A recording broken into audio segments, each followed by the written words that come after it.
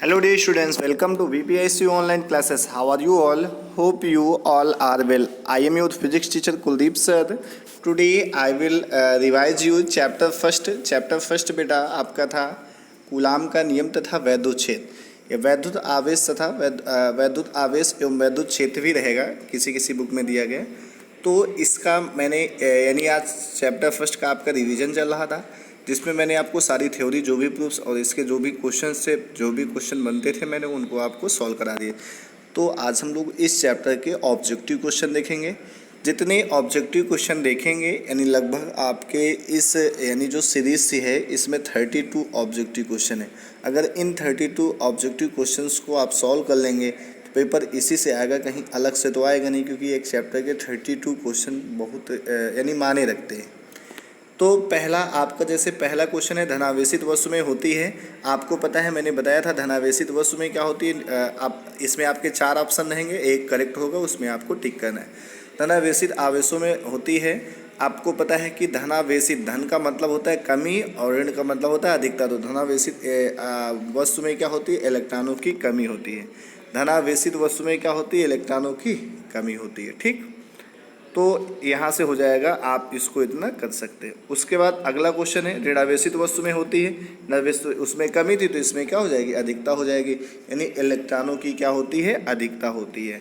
उसके बाद next question है आपका, दो समरूप धातु के गोलों को क्रमशः +q तथा -q आवेश दिए गए हैं तो दोनों गोलों के द्रव्यमान बराबर होंगे। B option, C option, D option, यानी आपके 4 ऑप्शन दिए गए हैं। 4 में से आपको बताना है कौन सा सही होगा।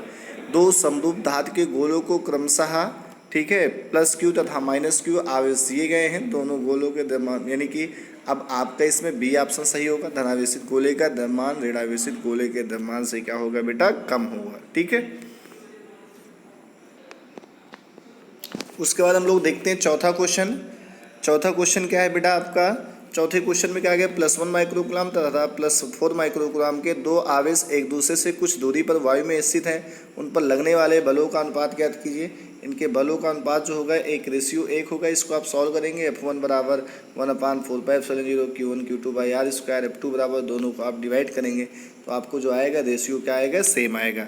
उसके बाद आपको एक नेक्स्ट क्वेश्चन याद रखना है, इसको याद ही करना पड़ेगा कि किसी वैद्युत रोधी या कुचालक माध्यम का परावैद्युतांक K हो सकता है।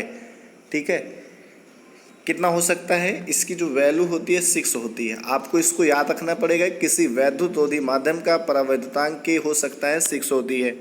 उसके बाद आपका अगला क्वेश्चन दिया गया है, 6 नंबर दिया गया है कि वायु में रखे धनावेशों के मध्य परावैद्युत पदार्थ देने पर इनके बीच यानी इनके बीच जो प्रतिकर्षण बल होगा, इनके बीच जो प्रतिकर्षण बल होगा वो क्या होगा, घट जाएगा। क्या होगा, घट जाएगा। यानी ऑप्शन नंबर आपका बी सही है, इसमें डी सही है, इसमें बी सही है, इसके पहले वाले में आपका सी सही था।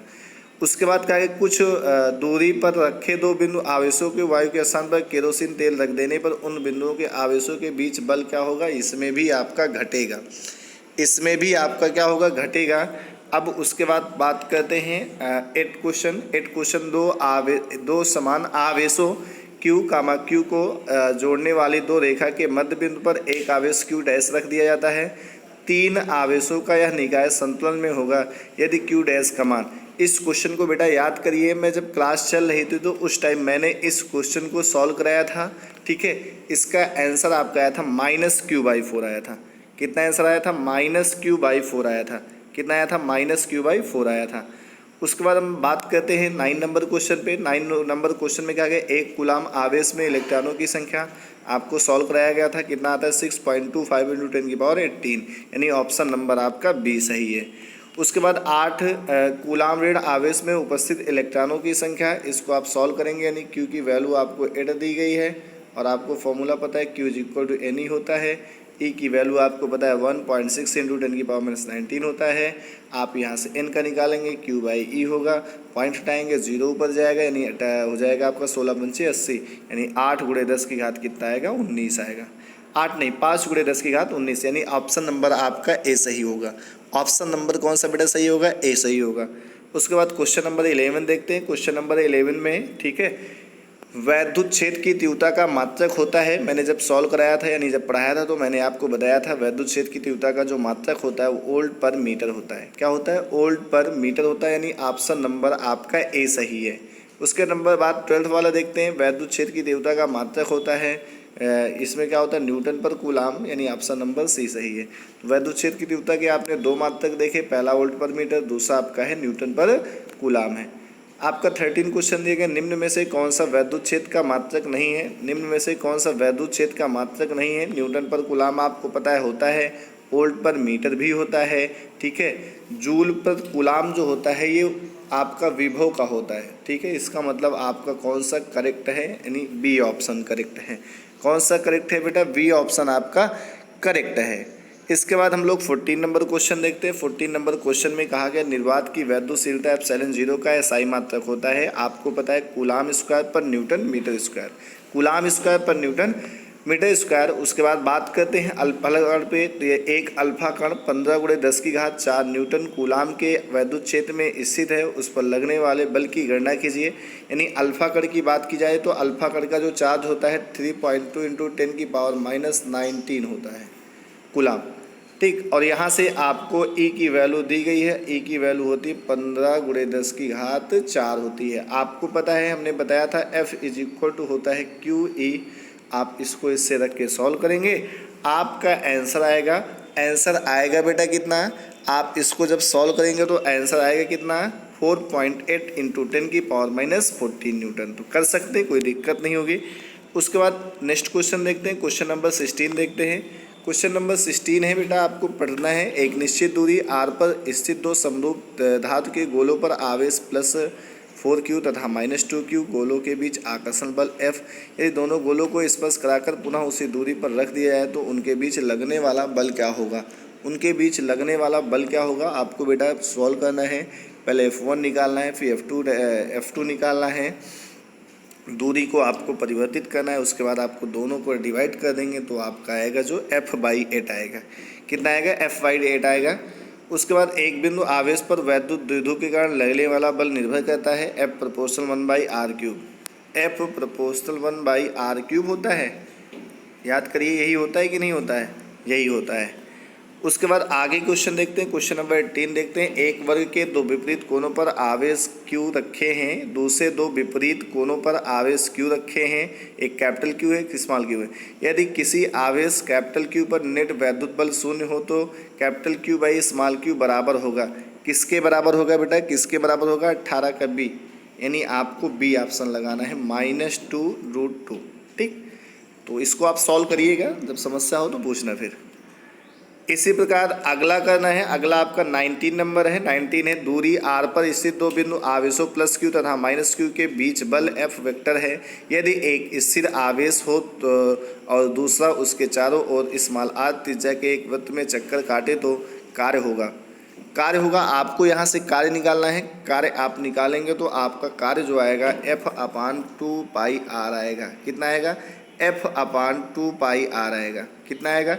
F/2πr आएगा।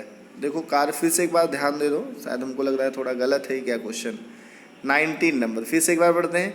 दूरी r पर स्थित दो बिंदु आवेशों +q तथा -q के बीच बल F वेक्टर है। यदि एक आवेश स्थिर हो, दूसरा उसके चारों ओर आती, जैसे जब एक स्थिर है तो उसका किया गया कार्य आपका क्या हो जाएगा? शून्य हो जाएगा। किया गया कार्य आपका क्या होगा? शून्य होगा। तो यानी ऑप्शन इसका डी सही है। 19 का ऑप्शन कौन सा सही है बेटा? डी सही है। 19 का आपका ऑप्शन कौन सा सही है? डी सही है। उसके बाद 20 नंबर देखते हैं। 20 नंबर को आप आसानी से सॉल्व कर सकते हैं। कहा गया दो माइक्रो कूलाम के दो बराबर तथा विपरीत आवेशों के बीच की दूरी 3 सेंटीमीटर है। इनका वैद्युत द्विध्रुव आघूर्ण होगा, ठीक है। इसमें आपको याद रखना है, इसका जो आंसर आएगा आपका 6 × 10⁻⁻8 कूलाम मीटर आएगा, क्योंकि आपको Q की वैल्यू दी गई और 2L की दूरी दी गई। तो यानी आपको 2 × आ जाएगा 3, 2 का मतलब 10⁻⁻6 और 10⁻⁻2, यानी 6 × 10⁻⁻8 आपका आएगा। इसी प्रकार आप अगला करेंगे 21। वैसे ही सेम कंडीशन में आपको सॉल्व करना है। 21 आप सॉल्व करेंगे तो 21 में आपका बी ऑप्शन आएगा, यानी 5 × 10⁻⁻2 आएगा। उसके बाद 23 है, एक वैद्युत क्षेत्र विक्षेपित करता है, अल्फा कणों को विक्षेपित करता है। किसको करता है? अल्फा कणों को विक्षेपित करता है। इसको आपको याद रखना है। इलेक्ट्रॉन के आवेश एवं संहति का अनुपात होगा। संहति का मतलब है बेटा द्रव्यमान। द्रव्यमान यानी हमको E/m की वैल्यू चाहिए। E की वैल्यू आपको पता है 1.6 × 10⁻⁻19 और जो द्रव्यमान होता है उसकी वैल्यू होती है 9.1 × 10⁻31 kg। आप इसको जब डिवाइड करेंगे तो पहला ऑप्शन आएगा आपका, कौन सा ऑप्शन आएगा? पहला नंबर आएगा 1.77। कितना आएगा? 1.77 × 10⁻11 आएगा। ठीक है, आप इतना कर लेंगे। आइए अगला क्वेश्चन देखते हैं। अगला क्वेश्चन है आपका, एक इलेक्ट्रॉन वैद्युत क्षेत्र में क्षेत्र के अभिलंबवत प्रवेश करता है। इसका गमन पथ होगा परवलयाकार होता है। कैसा होता है बेटा? परवलयाकार होता है। 26 नंबर है आपका, वैद्युत द्विध्रुव आघूर्ण एक वेक्टर होता है जिसकी दिशा होती है हमेशा कैसी होती है? ऋण सिरे से धन सिरे की ओर होती है। कहाँ होती है? ऋण से धन आवेश की ओर होती है। वैद्युत क्षेत्र ई वेक्टर में पी वेक्टर आघूर्ण वाले द्विध्रुव पर लगने वाला बल आघूर्ण आपका होगा P vector dot E vector. P vector dot E vector आपका होगा P vector dot E vector. ठीक, ध्यान देना यहाँ पे, वैद्युत क्षेत्र ई वेक्टर में पी वेक्टर आघूर्ण वाले वैद्युत द्विध्रुव पर लगने वाला बल आघूर्ण होगा। ठीक है, तो आपका जो होगा, सॉरी बेटा, यहाँ पे आपका बी ऑप्शन से करेक्ट होगा। कौन सा ऑप्शन करेक्ट होगा? बी ऑप्शन करेक्ट होगा। क्यों बी ऑप्शन करेक्ट होगा? क्योंकि आपको पता है जो टाउ निकालते हैं हम लोग लिखते हैं F cross R vector. F vector cross R vector, इसका मतलब बीच में आपको क्रॉस लगाना पड़ेगा। ठीक, उसके बाद किसी वैद्युत द्विध्रुव के कारण वैद्युत क्षेत्र की तीव्रता सुदूर बिंदुओं पर जिनकी दूरी R अनुपाती है तो आपका हो जाएगा 1/r³ हो जाएगा। 1/r³ यानी ऑप्शन नंबर आपका सी सही है। उसके बाद निम्नलिखित में से कौन सी राशि व्युत्क्रम नियम का पालन नहीं करता है? एक बिंदु आवेश कण वैद्युत क्षेत्र की तीव्रता, एक बिंदु आवेश कण वैद्युत क्षेत्र की तीव्रता ये पालन करता है। एक वैद्युत द्विध्रुव कण दूरस्थ बिंदु पर वैद्युत क्षेत्र की तीव्रता ये भी करता है।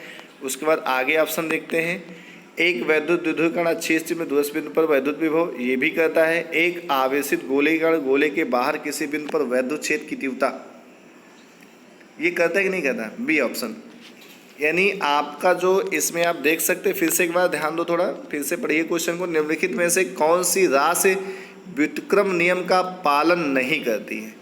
आप जब निकालते हैं एक बिंदु आवेश कण वैद्युत क्षेत्र की तीव्रता तो आपको पता है आता है 1/4πε Q/r²। इसका मतलब व्युत्क्रम नियम का पालन करता है।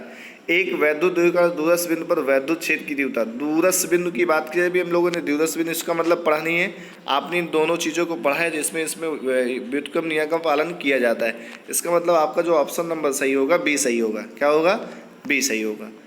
उसके बाद आपसे कह रहा दूरी यानी R दूरी पर रखे दो वैद्युत द्विध्रुवों के बीच लगने वाला बल अनुपाती होगा R⁻⁴ के,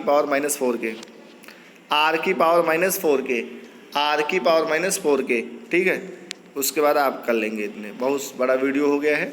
ठीक है, आपको इतने सारे क्वेश्चन यानी चैप्टर फर्स्ट के आप अगर इतने क्वेश्चन कर लिए तो चैप्टर फर्स्ट मान लो आपके 40 क्वेश्चन दे दिए गए तो इससे कहीं से अलग थोड़ी आएगा। तो इसको आपको अच्छे से प्रिपेयर कर लेना है। अब नेक्स्ट वीडियो में हम लोग चैप्टर सेकंड पे बात करेंगे। Thank you, stay home, be safe, keep studying.